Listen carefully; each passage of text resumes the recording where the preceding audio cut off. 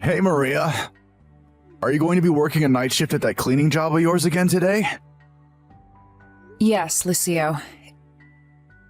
If it's dinner you're worried about, then I put it in the fridge, so just put it in the oven if you want to eat.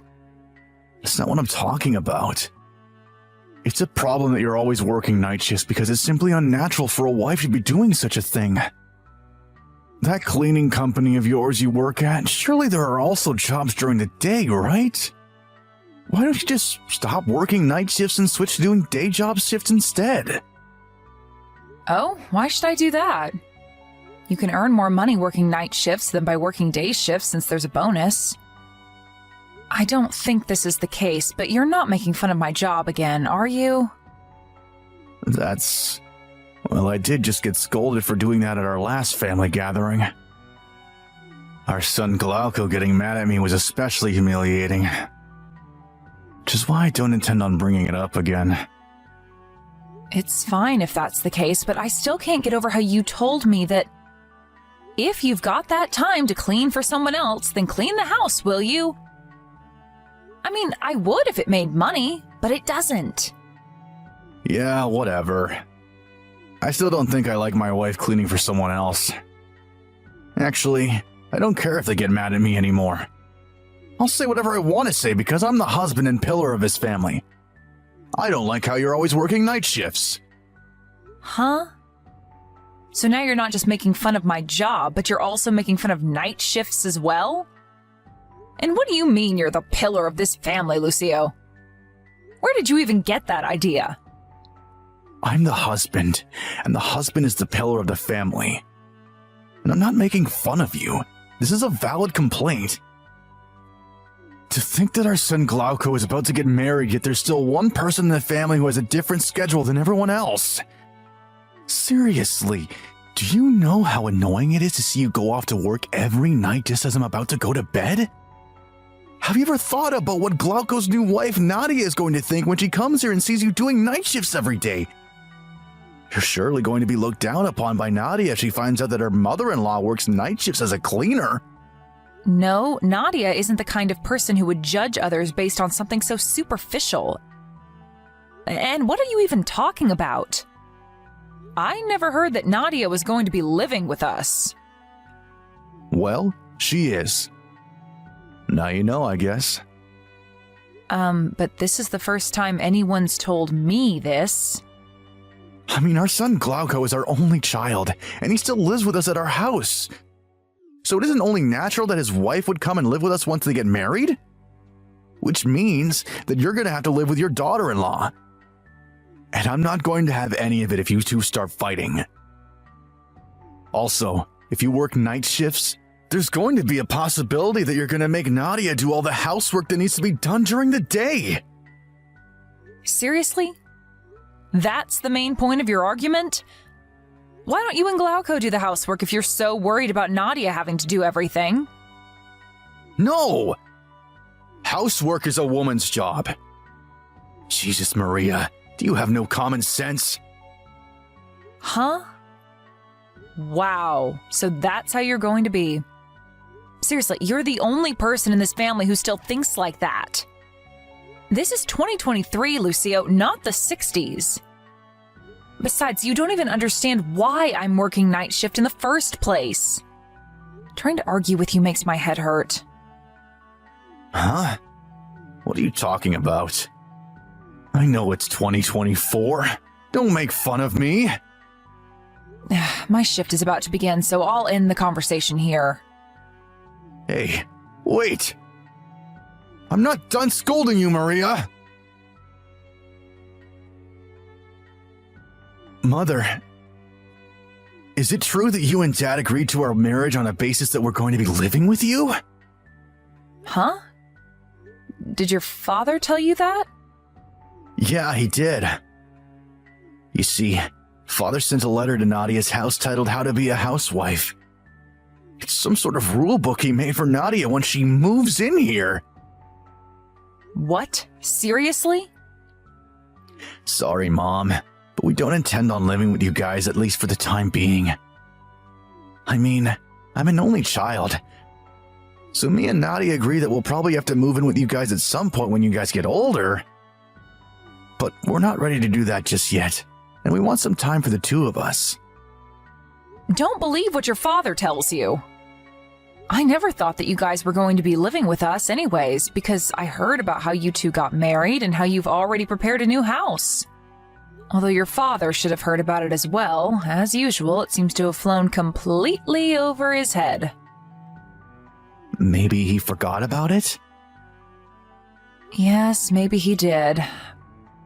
But knowing your father, it never went in his head in the first place. Please tell Nadia that your father is just causing trouble on his own, and at least I don't intend on making you guys move in with us. Tell her not to worry and that I'm sorry for my husband's actions. I'll do something about your father myself. Understood. I'm counting on you then, Mother. Hello, Lucio. There is something I want to talk to you about. What is it? It seems that you sent Glauco's wife a strange letter? Oh, the one titled How to Be a Housewife, right? Those are my conditions that she has to agree to if she wants to live here. What in the world do you think you're doing? Do you want to get in the way of your son's marriage or something? First of all, a title like that shouldn't be written by a grown man in his 50s. I was actually quite disturbed when I heard you wrote that. And second of all, Glauco and Nadia aren't going to be living with us. I already told you that they've already found a new house and that they're going to be moving there once they get married, right? What? Of course they found a house they're going to be moving into once they get married. This house. And why in the world would I want to get in the way of my son's marriage? You're the one who's getting in the way of their marriage by working night shifts all the time. I'm telling you, this is going to cause problems between you and Nadia. At this rate, she's going to be one of those wives that looks down on their mother-in-law, and that's never any good. I already told you that Nadia isn't the kind of person that would judge someone based on something that superficial.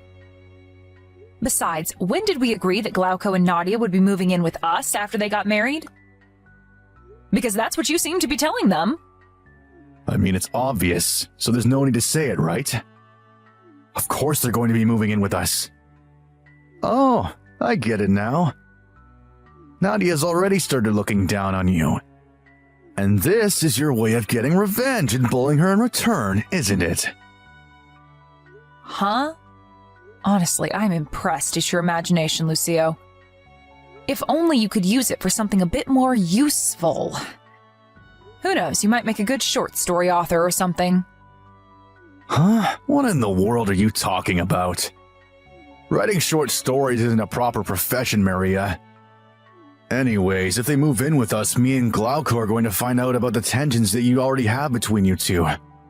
So you're trying to get them to not move in with us no matter what? This is why the quarrels between women are so hard to deal with. What in the world are you talking about, Lucio? I guess it can't be helped. You leave me no choice but to resort to my secret weapon. The daughter-in-law that starts looking down on her mother-in-law is a problem too, of course. But the start of all of this mess is you refusing to quit your night shifts. I don't want to deal with the two of you fighting in the house, so leave. What? Are you being serious right now? Yes. That also means I'm divorcing you. Don't consider this place your home anymore. You're confusing me more and more, Lucio. You know that we're renting this apartment that we're currently living in, right? And of course, you also know who's the one paying for the rent, right? If you divorce me, then who's going to pay for the rent? What? That's what you were worried about? I could pay 200 euros a month as well, you know. Huh? 200 euros a month? The rent for this apartment is 1,200 euros a month, right? Glauco pays 1,000 euros a month, while you pay 200 euros a month, right? It won't make much of a difference whether I have to pay 200 euros a month or not, don't you think? Also, the housework isn't going to be a problem as well. Nadia is going to be moving in with us, so she'll take your place and do it for us when you're gone. Wow, don't have any words anymore. I can't even bother to argue with you anymore since you seem to not understand a word I say. Fine. If you want to get divorced, then let's get divorced. I see. All right. I'll get the divorce papers from the city hall. So could you pack your stuff while I'm doing that? So you can leave this house as soon as possible, you know? Mother? Dad said you two were going to get divorced. Yeah, what he says is true this time. You see, I just couldn't find the motivation to argue with him anymore. What happened? Well, you see, he has a ton of misunderstandings, and he keeps deciding things on his own as if all that he says is true. He even said that he didn't tell me about you guys moving in with us since it's so obvious there was no need to tell me in the first place. Not only that, but he thinks me and Nadia are fighting now for some reason and says that it's my fault for not quitting my night shifts. What? Yeah, and you won't believe this, but he even thinks that the rent we have to pay for this house is 1,200 euros a month. Huh? Where did he get that idea? I know, right? He thinks that I pay 200 euros a month and that you pay 1,000 euros a month. Huh? Oh, and he even said that the housework isn't going to be a problem since once Nadia moves in, he's going to make her do it in my place. Seriously? There were a lot of other crazy things he told me, but I can't even bother to explain them to you anymore. I'll just send you and Nadia screenshots of the conversation we had by text later. Looks like you had to put up with a lot, Mom. That's an understatement, but thanks. You said that you and Nadia would be moving to your new house at the end of next month, right? Yeah. I plan on terminating the contract of our current house at the same time your dad and I get divorced. Sorry, but could you and Nadia move to this new house of yours a bit earlier than you had previously planned? I understand. But still, I wonder what Dad intends on doing from now on. I mean, no matter what Dad says, the truth is that you pay for all the rent plus my living expenses. Without you, this family wouldn't be able to support itself financially. I gave up trying to explain it to him. Not only does he not understand a word I say, even when I explain it to him very carefully, but he also acts as if he's the one who's right all of the time. I don't think a person like that will ever understand until they're faced with the reality. Yep. You know Dad best after all. I think you should do whatever you think is best, Mother. Just know that me and Nadia are on your side. Thank you. All right, I'm going to leave now. You're at that one-day job of yours now, right? I just turned in the divorce papers earlier, and I just got done packing right now, so I'm going to leave now. Oh, finally! You know, I was actually starting to get a little impatient and thought of kicking you out by force. Is that so? I mean, I had to find a new place to live and sign the necessary contracts as soon as my night shift ended, so it couldn't be helped. Yeah, whatever. What about Nadia? When is she going to be moving in? I don't know the details, but apparently she's going to be moving around the same time I leave. Oh, so that means she's going to be here by tomorrow. What? I don't know what you're talking about, but I'm going to be canceling the contract of this house, so no one's going to be moving in by tomorrow. What? What do you mean you're canceling the contract? I mean, I'm the legal owner of this house, and if I'm going to be leaving, then it's only natural that I cancel the contract, don't you think? I already explained this to you several times, didn't I? Wait, hold on. If you really are the legal owner or something, then just let Glauco be the legal owner instead. Do the necessary paperwork with the landowners and make it happen. That's impossible. Come on, Maria.